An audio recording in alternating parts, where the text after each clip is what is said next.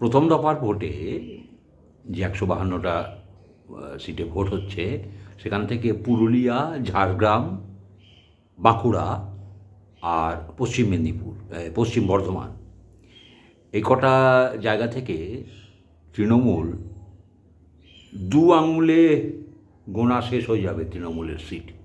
অর্থাৎ ৮খানা সিটের মধ্যে তৃণমূলের সিট সংখ্যা শেষ হয়ে যাবে,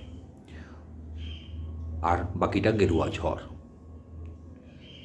এটা আমি যথারীতি নানান রকম সমীক্ষা এবং বিভিন্ন জেলাভিত্তিক যেসব সোশ্যাল মিডিয়ায় যেসব ভিডিও আমি পাচ্ছি প্রচারের এবং জনতার মতামতের, সেই অনুযায়ী আমি এই অনুমান করেছি দু আঙুলে শেষ হয়ে যাবে এই আবার বলে দিচ্ছি আরেকবার, পুরুলিয়া,